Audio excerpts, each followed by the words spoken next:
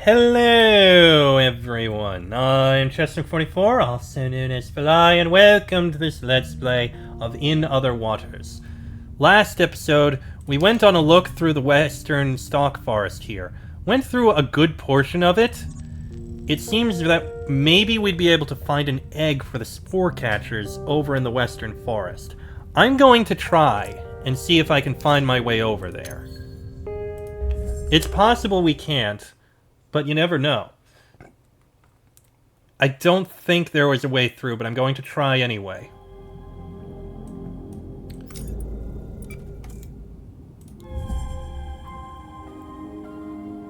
And it looks like it's somewhere along the northern edge.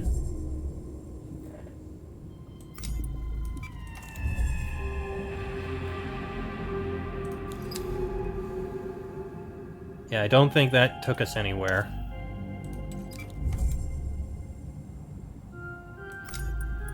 We're gonna need more of the bubbles, without a doubt. So, let's gather up more of the shrill sacks.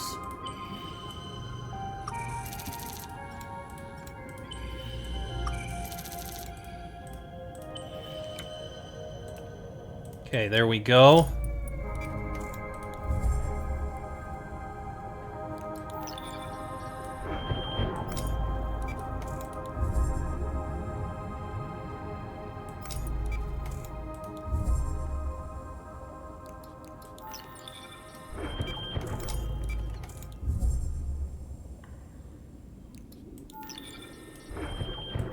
Okay, we can pick up another 3 right here.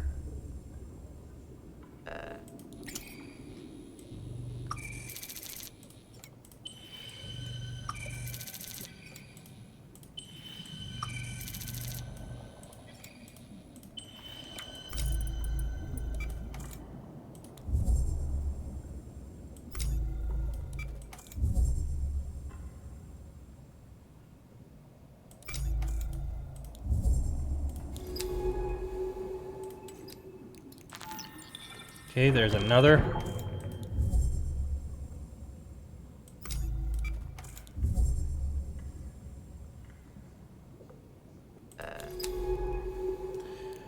I don't think we can get there. Gather up another 3. We're right here.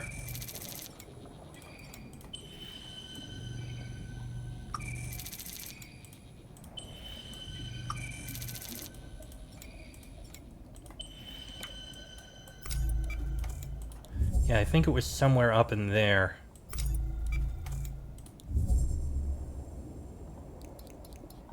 Hold on. I don't think we went up there. We didn't go up there! With its chalky covering melted away by the bloat, this rock has a dull metallic sheen, spectrums of light reflecting across its surface. Beyond these stalks, I can see a sheer ridge rising up to the north. That's where we need to go.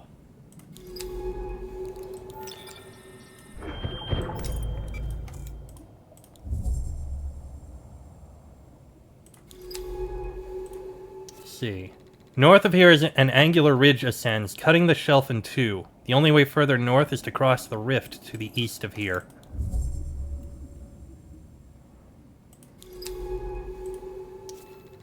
Tucked into the side of this corroded rock, a pile of stones with worn holes sit in the sand. Within a hole, something glitters. Oh.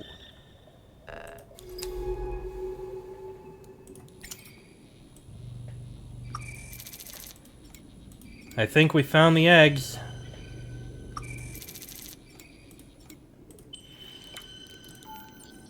Striped egg, an egg sampled from a spore-lined nest. Beneath this tall stalk of the... behind this tall stalk, layers of thick growth surround a maze of rocks, blocking the passage back east.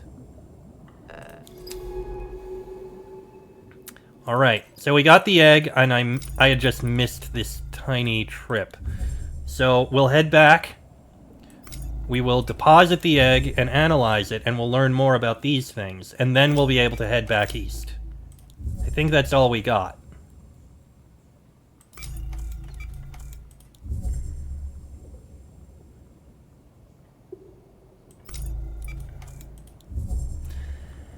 Okay, now I know what happened. I just missed out on something I should have done.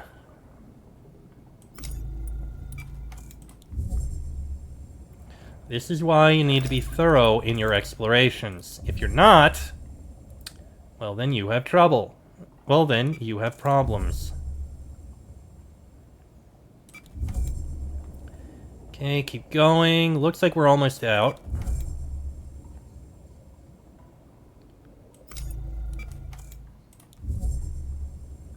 Almost.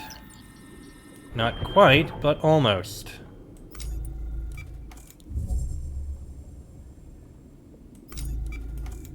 There we go, we made it out. Now let's get this egg analyzed.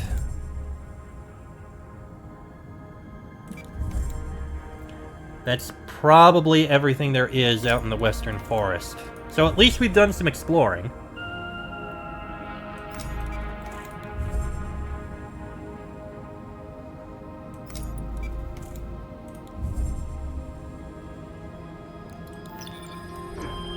Just getting rid of that. Power, oxygen. I don't know why you're not regaining the power.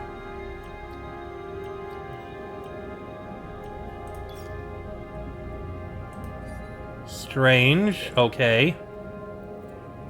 Well, if you don't mind, please retrieve me.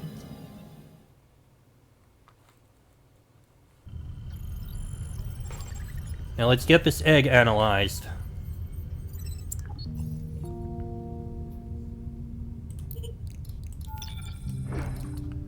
I think we only need one.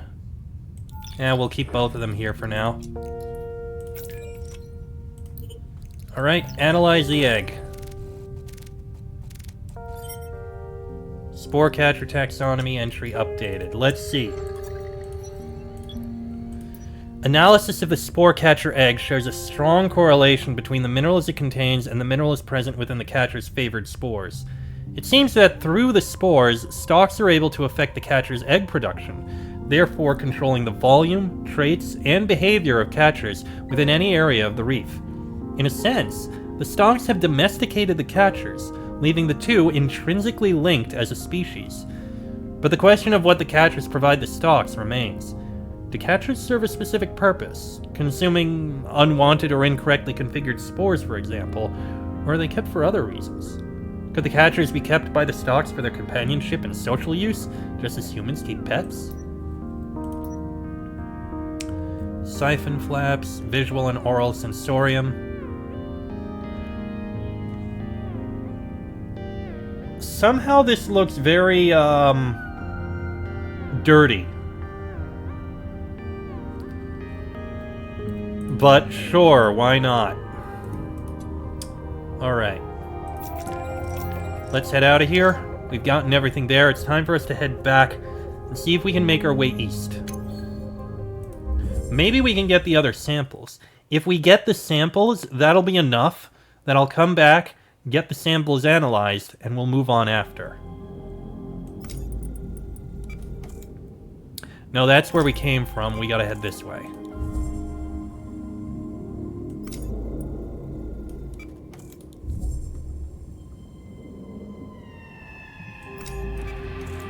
We have a way through over here. Our supplies are good.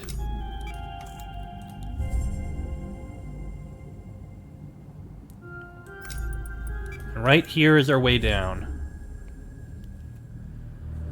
Well, let's head down and see what we can find. 28 meters. The round mouth of the cave stretches away into the rock. Stalks hum quietly in the dark.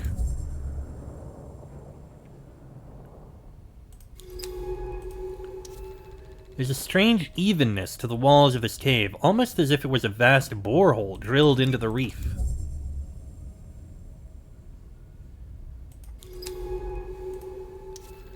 The stalks even seem to get down here. Perhaps they are less reliant on sunlight than I initially thought.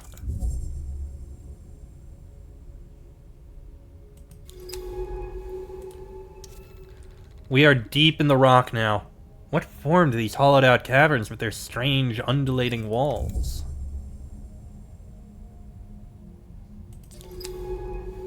I wonder how the stalks survive without sunlight. Maybe they're fed by the forest above. What do you think? Seems a logical thought. It would make sense, a network of colonies tunneling through the entire shelf. The cave starts to get tight right here, and in the shadows ahead, stalks crowd the tunnel. Protecting a small underground colony, this tall stalk's signature coating of bubbles glints in the dark.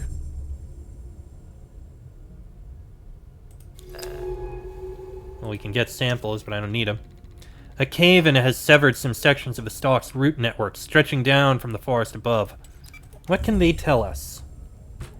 Ah, so these are the roots we need.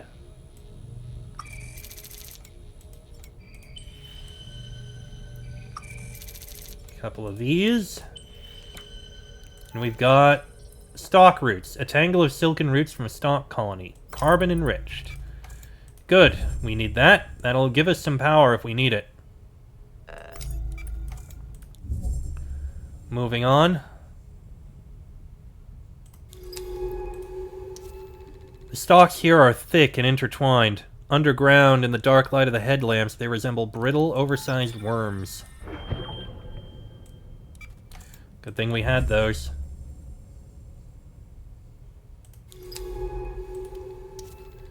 Bright light from the east of this large cavern is broken up by tall pillars, casting strips of light and dark across the smooth walls.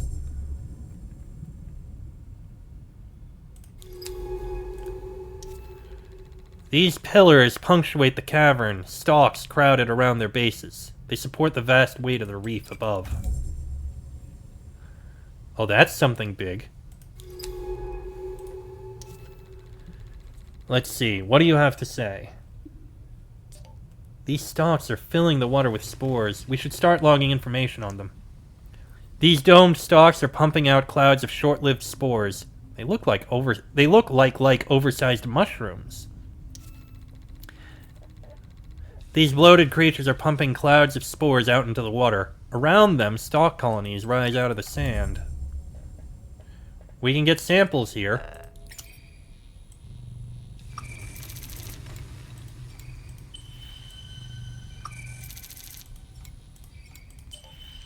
These spores are different. The stalks nearby seem to be stimulated by them. Could these spores be used to make stalks extend, to bring them out of hiding? We should test them on a retracted colony. Interesting. Unlike other stalk spores which survive until they settle, the spores from these stalks dissolve moments after they are released. These stalks seem to be shriveling up. Is it because they're too exposed to the rift's withering currents?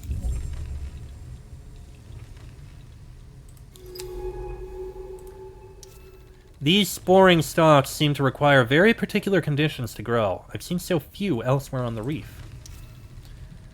These large growths seem to be sustaining this colony with their spores. Perhaps they carry nutrients, even chemical signals. This long stalk sits quietly beside a dying colony. Soon there won't be anything left for it to protect from scavengers. Let me try this on here. Well, that is true. That does do that.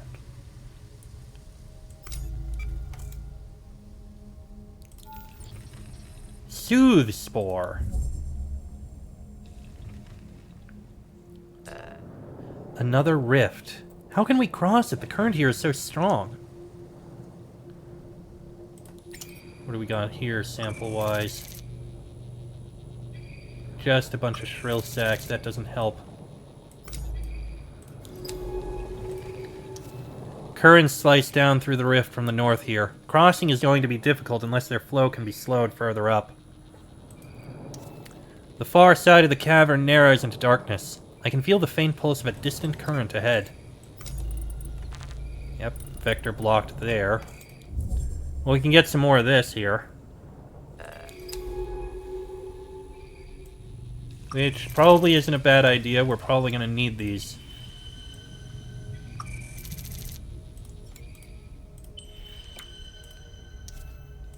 Okay, onto the tunnel mouth. A current must have once run down this tunnel, scraping the walls into smooth lines. Now the stalks block the flow. Gotta use this, I guess. The tunnel ahead is thick with stalks, scraping the ceiling with their rounded tips.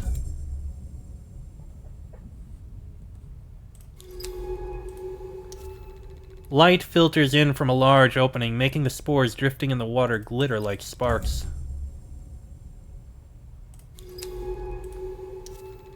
Tucked behind this pillar, perhaps the stalk grew here as an early warning for predators coming through the cave mouth.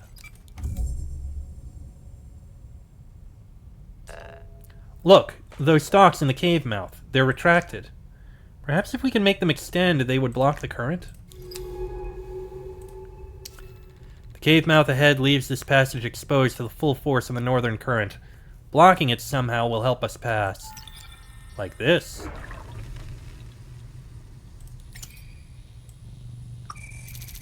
Let's just grab a pair of these.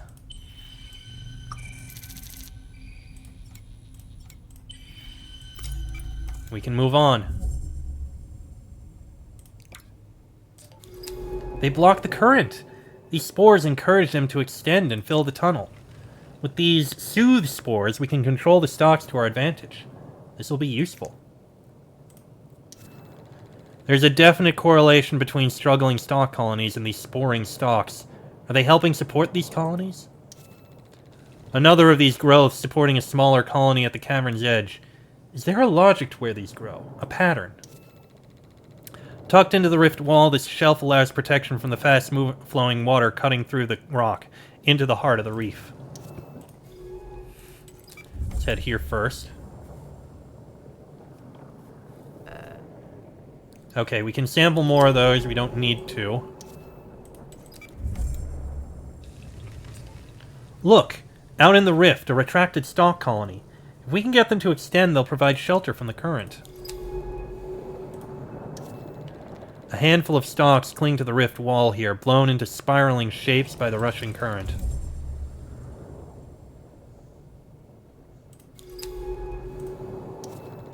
Splattered with spores, the wall here feels the full force of the current.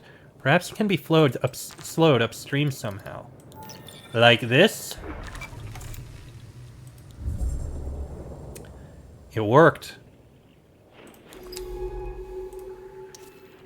Even this close to the wall, the darkness of the deep rift is intimidating. A huge slit in the face of this world. How deep does it go?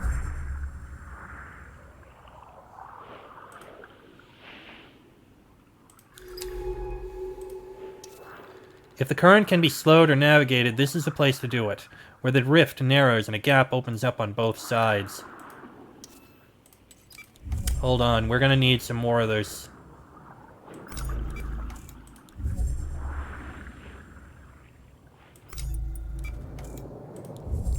Just in case, I'm going to use one of these, just throw it out over here,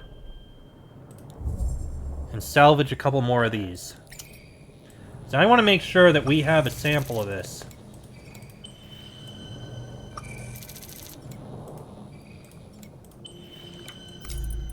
Okay. I wish we had a larger amount of space for carrying things, but unfortunately it seems like we don't have that option.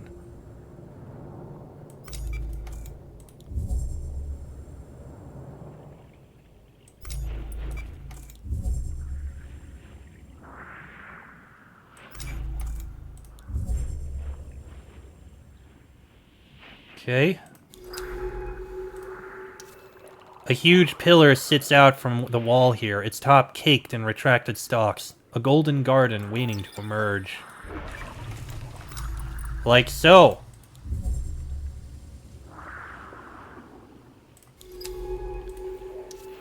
This small opening in the wall provides a little shelter from the howling rift, allowing some stalks to take up root here. We're across. Thank you, stalks. Oh, and thank you to you, too. You're welcome. Another smooth tunnel leads out towards the light.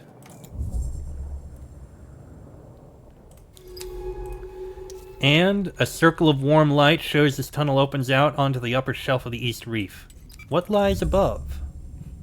Well, let's find out.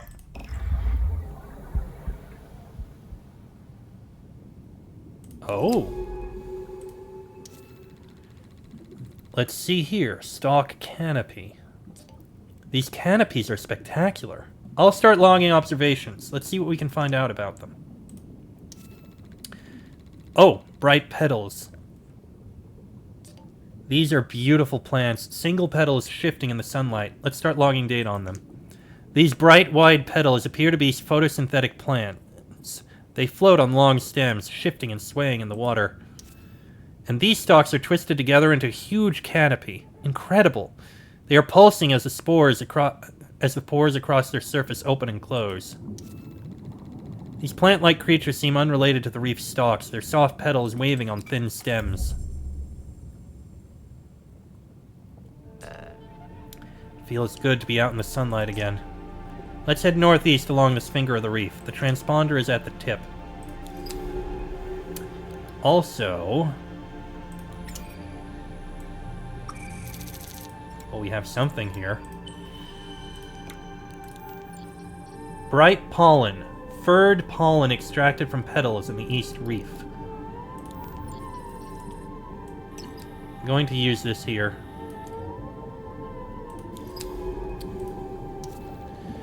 While each plant seems to have a single wide petal, they group together forming fields of blooms, all angled towards the sun. The fractured outcrops all around break up the worst of the northern current, protecting the sandy shelf. A colony of stalks has twisted itself tightly around this gap in the rocks. Could they be protecting something? Could be. The coloration of these canopies is much lighter than other stalks. They glow pale yellow in the light of Gliese 667cC's 3 suns. The petals seem to shimmer as they twist and open. It's difficult to tell if this is involuntary or part of the plant's own movement. This towering canopy of woven stalks pulsates in the soft current, the sunlight slipping through the gaps in its branches. The outcrops on this shelf are cut through with huge cracks, as if they were shattered somehow. What could have done this? Well, let me throw this out and see if we can get into here. There may be something useful. Where the rock shelf has fallen away into the rift, the roots of the canopy above have been exposed. We could sample them here. Okay, we got something useful here.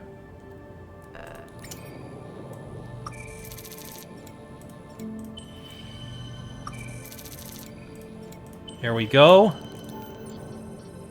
Root of a stalk canopy made of many twisted filaments. Oh! I see a location we need to go to.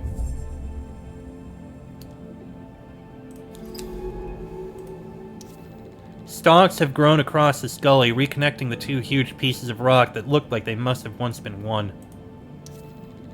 High up in the wide canopy, I can see that the stalks are twisted around strange ribbed growths. What are they holding up there? This canopy has many gaps between its higher stalks, as if something has fallen out or been removed from it.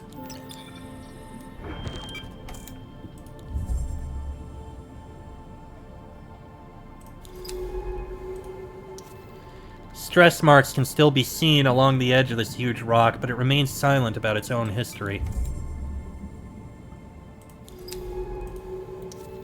The stalk looks silently out over the deep rift. I wonder if Manet looked over the same view with different eyes. On some petals, there is a thick clump of pollen on the lower part. I wonder how this is dispersed. It seems too heavy to float away.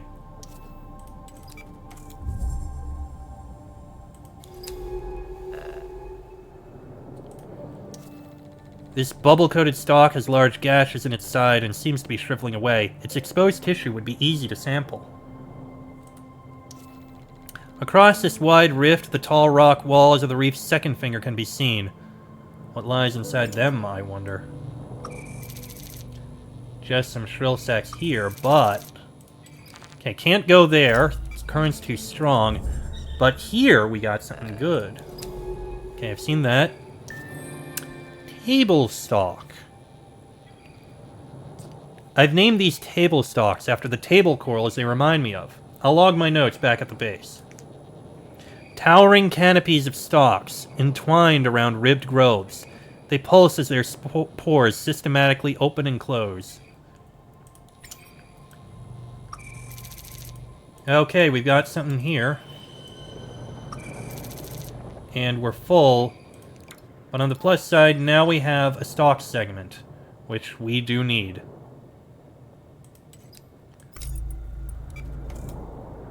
Alright. Sadly, we can't grab another one, but at least we've got some things. Let's head on back. Take the other path, because it looks like we have another way station over here.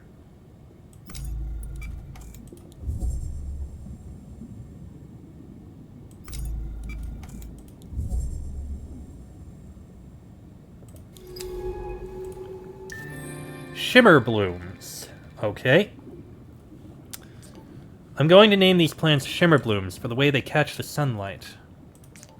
I wish I could share these discoveries with Monet. There's still so much to say. Wide, single-petal plants that come in a variety of hues. They appear to be primarily photosynthetic and produce a heavy, furry-looking pollen. Bright petals line this part of the reef, shimmering and swaying, parting easily as I pass among their delicate forms.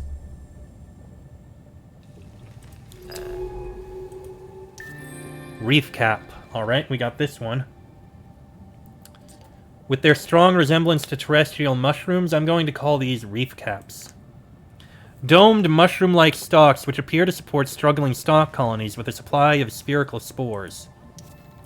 Fed by spores, shielded by a colony of stalks, this part of the reef seems to have fostered the ideal conditions for its own survival.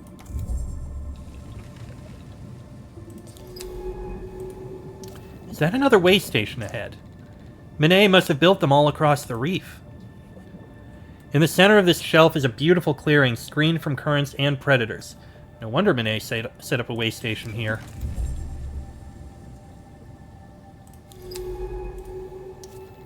In the scattered shadows of golden canopies and knee-deep in shimmering petals, this way station sits silent. And we will go there in the next episode, because this one's gone on about long enough. And, we got a lot of information to read up on. New discoveries, and there's going to be some interesting things to look at nearby. I'm sure of that. But that'll be in the next episode. So until then, I am Chester44, also known as Fly. This has been a Let's Play of In Other Waters, and I shall see you all next time.